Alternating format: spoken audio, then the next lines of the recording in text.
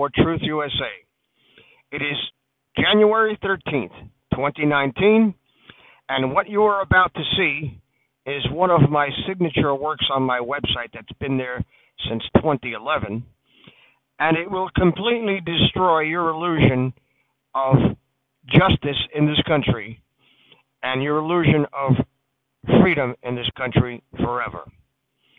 I've held off putting this article on social media for a variety of reasons, one of which is timing, and I believe the timing has long passed, or I should have posted this but didn't get around to it. This article is one of my signature works on the website, and also there is an article that's linked in the description for treason law. Americans would do good to themselves and to their progeny to learn about these things and to teach these things to their children, because this is not generally known. When you walk into a courtroom anywhere in the United States and you see a flag with the gold fringe around it, that is maritime law. That is not the law of the land. This is tied to feudal England and tied to the Gordian knot clusterfuck of legal precedents and legal decisions that enable any smart lawyer to manipulate around the facts and find somebody guilty or find somebody not guilty, irregardless of whether or not that person is actually guilty or not. A jury of your peers is a joke. I, for one, would not want to stand before a jury of 12 people who would rather be home watching Jerry Springer. This is the level of mentality that this country has degenerated into a long time ago, and it's about time that we overturn it. And I think with Donald Trump in the White House, with all that he's doing, and all that he's doing behind the scenes and unbeknownst to everybody, including some of the more enlightened truthers, we don't know what we don't know. I don't think we're being lurped. I don't think that this is a joke. This man has given up too much to do what he's doing, to be a pawn of the deep state. And after you read this article, you'll understand why there is no such thing as justice in America. This is Dave from Net for Truth USA. Thank you for watching, and watch this. And if you don't understand it, watch it again. Thank you very much. The title of this article is Above the Law. It is on my website at net4truthUSA.com/abovethelaw.htm. I wrote this article in 2011, and I always wanted to make a YouTube video of it. Let me blow it up so you can see it. Let's blow it up so we can get a full screen of it. Okay, well, it's kind of hard to do, but that's good.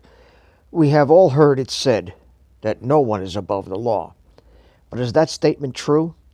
This article will examine the various types of legal immunity, who is immune to the legal consequences of their actions, and will expose why some people who are granted this immunity are the worst criminals among us.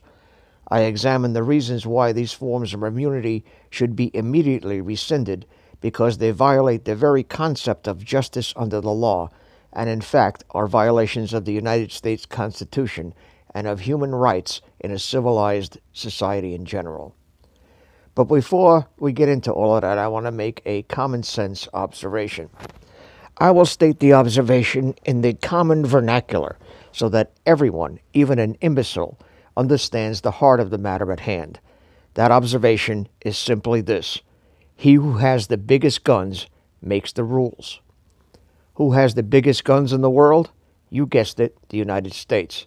This allows us to run roughshod over sovereign nations like Iraq and Afghanistan, lets the President of the United States, George Bush, and others construct total bullshit stories about weapons of mass destruction that were never there, and go into that country with an invasion force to steal that country's natural resources, oil, which happens to be the commodity his family in the oil business has been dealing with for generations. Where is the accountability to the law for this man and his co-conspirators to face the gavel of justice for what is essentially a war crime? The answer is that there is no accountability, and the reason for that is what is known as parliamentary immunity, which holds the government officials immune from prosecution while they are operating in their elected office. Sovereign immunity and its various and sundry spin-offs has its roots in the law of feudal England and the premise of it is the ruler can do no wrong. I reckon that people in feudal England were either ill-informed, stupid, or naive, much as we are in the United States today. Public policy grounds for granting immunity from civil lawsuits to judges and officials in the executive branch of government survive even today. Sometimes known as official immunity, the doctrine was first supported by the U.S. Supreme Court in 1871, case of Bradley versus Fisher. In Bradley, an attorney attempted to sue a judge because the judge had disbarred him. The court held that the judge was absolutely immune from the civil suit because the suit has arisen from his judicial acts. The court recognized the need to protect judicial independence and noticed that malicious or improper actions by a judge could be remedied by impeachment rather than by litigation. In other words, if a judge or prosecutor railroads you into serving a prison sentence for a crime you did not commit, your only remedy is to lobby the citizens for the judge or the prosecutor's removal from office. Since it would be next to impossible to do this from a prison cell using a manual typewriter and legal help from inmate law clerks in the prison law library, you would have to have someone on the outside assist you or do it for you or wait until you got paroled. Even if you won the case and the official is impeached, you would have no way to be compensated for the years you spent picking up soap with your toes in the shower because the bastards are immune from civil lawsuits. Your only recourse then would be the exercise of your Second Amendment rights, and you risk the attendant consequences for doing so. Before we get too far into this, let me define the types of immunity so that the reader can become familiar with the terminology. Sovereign immunity, also known as official immunity. A nation is immune from suit in the courts of another country. At first, courts provided an absolute immunity from the jurisdiction of a U.S. court for any act by a foreign state. The courts supported the view that the United States could not be sued without congressional authorization. This immunity applied to suits filed by states as well as by individuals. Those who had tort claims against the U.S. government had no legal recourse except through an act of Congress on a case-by-case basis. The Tucker Act authorizes federal district courts to hear contractual claims not exceeding $10,000 against the United States. In 1946, Congress passed the Tort Claims Act, which authorized the U.S. district courts to hold the United States liable for torts committed by its agencies, officers, and employees, just as the courts would hold individual defendants liable under similar circumstances. This general waiver of immunity had a number of exceptions, which made the Tucker Act essentially worthless. These are the exceptions to the Tucker Act: battery, false imprisonment, false arrest, malicious prosecution, abuse of process, libel, slander, misinterpretation, deceit, interference with contractual rights, tort in the fiscal operations of the Treasury, tort in the regulation of the monetary system, tort in the combatant activities of the armed forces in wartime. A head of state, such as a king, a president, or a dictator, has traditionally been immune from the law because he commands the government, who has the biggest guns, or more guns than the governed. This is the real reason behind gun control legislation. No one protected under this immunity can be arrested, and no lawsuits can be filed against the sovereign unless the sovereign allows it to happen, which is practically never.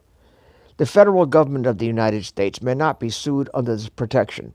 Of course, a citizen may have a cause of action to bring a lawsuit, and, if they're lucky, it may even get to trial. The citizen may even win. However, it would be all an exercise in futility because it is extremely rare for a lawsuit against the government or its officials to end up with the plaintiffs being compensated for their injuries. So a lawsuit is essentially moot, and a judgment against the government or its officials is a Pyrrhic victory and an exercise in futility if it doesn't end with some sort of compensation or effective remedy. Members of Congress and state legislators are absolutely immune from civil lawsuits for their votes and official actions. In 1998, the U.S. Supreme Court extended immunity to local legislators. However, not all immunity is absolute. The court ruled that President Bill Clinton had to defend himself in a sexual harassment lawsuit that was based on his alleged actions while governor of Arkansas. The reason the case proceeded is that getting head or sexual relations of any sort was not part of his official capacity as governor. You will note a cursory examination of the progression of immunity being extended to more and more people in the government as time goes on will reveal that the fact that the expansion of immunity seems to correlate with the need to protect more and more people from prosecution as criminals and against civil lawsuits for egregious violations of civil and human rights committed in an official capacity as the corruption in the government expands. Diplomatic immunity is granted to representatives of foreign governments and their resident families by the Vienna Convention, Diplomatic Relations Act of 1978. Article 31 of the Vienna Convention does not allow the private residence of a diplomat to be included in a civil suit. Diplomats routinely violate the laws in this country, traffic laws in particular. Watch out for DPO license plates, and if I had 1/10 of the money owed by diplomats for parking violations in New York City alone, I'd own a Fortune 500 company. U.S. citizens and businesses might well as spit up wind in a Saigon monsoon when filing civil claims against the diplomat, especially in cases of unpaid debts such as alimony, rent, divorce, or child support, and others. A diplomat can commit a murder or rape and thumb his nose at the police when they come to arrest him. The worst that can happen to a diplomat who is found committing a serious crime is that he is deported. The taxpayers pay the airfare. In very rare cases where the crime is especially egregious, the diplomat's country may refuse to enforce the person's immunity or refuse to accept him back in his home country. In that case, he leaves for parts unknown and is banned from re-entry into this country. Prosecutorial immunity. A state or local prosecutor cannot be arrested for any crimes he commits, such as falsifying evidence, or civilly sued for any civil rights violations he perpetrates upon an innocent person in the courtroom. This effectively gives prosecutors carte blanche to lie or cause witnesses to lie, which is called suborning perjury, under oath, and gain false convictions thereby. Under qualified immunity, prosecutors can also, with impunity, withhold exculpatory evidence, interfere with attorney-client communications, and can effectively bias a case by interfering with such essential, constitutionally protected processes. Judicial immunity. A judge is not criminally or civilly liable. They cannot be arrested, and they cannot be sued for any crimes or violations of the law, even the U.S. Constitution, while they are acting in their official capacity. A judge can conspire with the district attorney to exclude evidence that favors the accused in a high-profile or sensitive case, or a case in which he has a vested interest in order to gain a false conviction and public notoriety as a tough-on-crime judge. That same judge can walk out of the courtroom, get in his car, and be arrested for DUI minutes later. Since driving a car is not an act of his official capacity, he can be charged. But being a member of the good old boys club of judges, do you really think he would serve any prison time for it? Parliamentary immunity. This keeps elected government officials immune from prosecution while acting in their official capacities. Parliamentary immunity is essentially prosecutorial immunity under another name. Qualified immunity. Prosecutors cannot be sued for having lawyers searched or for interfering with the lawyer who is advising a client appearing before a grand jury. One of the main goals of qualified immunity is to remove the defendant from the lawsuit as quickly as possible, thereby reducing legal costs. Judge Anthony Kennedy restated the principle that immunity is not a mere defense to liability, but it is an immunity from suit. Immunity from the law is not a free pass to commit crimes, however. There are several instances where some person who thinks that they are immune to prosecution actually becomes convicted of serious crimes. Usually cases that involve such persons are very costly and time-consuming. Cases against people who have immunity are often undertaken because of the obvious seriousness of the charges.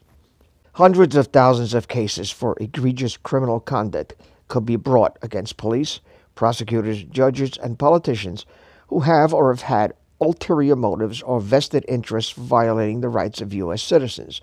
This is especially true in cases where social workers or other child protective agencies walk into a home and remove a child or children from a home without probable cause, without any evidence of a crime being committed, and without any due process of law whatsoever. In fact, false allegations of child abuse were one of the reasons for the FBI ATF raid on the Waco and Ruby Ridge. See articles and videos posted on the following pages, and I give URLs where you can click to see.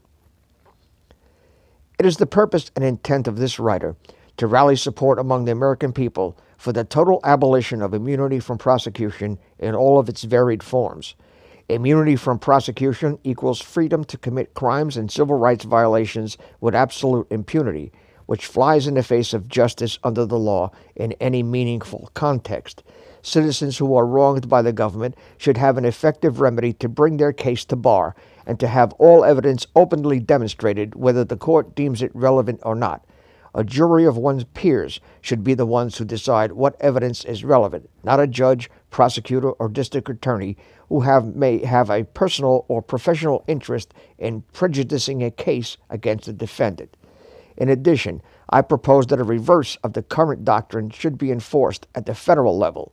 That is, any person found to have committed a crime, such as, but not excluding, fabrication of evidence, withholding of exculpatory evidence, tampering with a jury, interfering with or monitoring communications or written correspondence between a lawyer and his client, etc., shall be arrested and charged as ordinary citizens would, and if found guilty of such violations, be fired from his position, lose all benefits and pension accrued, and be sentenced for those crimes, and in addition, a mandatory sentence extension to run consecutively with the sentence for the crimes committed of twice the maximum sentence the defendant served or would have served, and that the punitive sentence would be served without the possibility of reprieve or parole.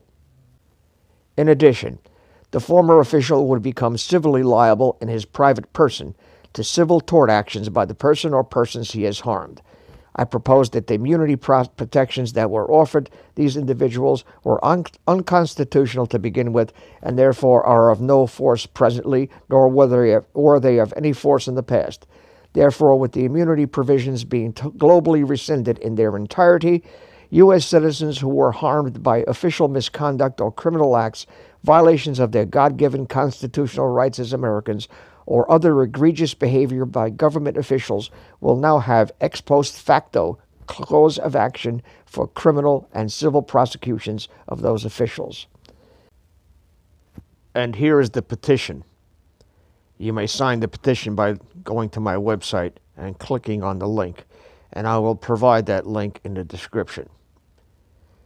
The citizens of the United States of America hereby demand that the sovereign, judicial, prosecutorial, parliamentary, and qualified immunity doctrines, which currently shield government and law enforcement officials from prosecutions for crimes committed and egregious conduct engaged in while in their official capacity, be immediately and henceforth rescinded in their entirety. The United States Constitution was written on the premise that no man is above the law, a logical extension of all men are created equal.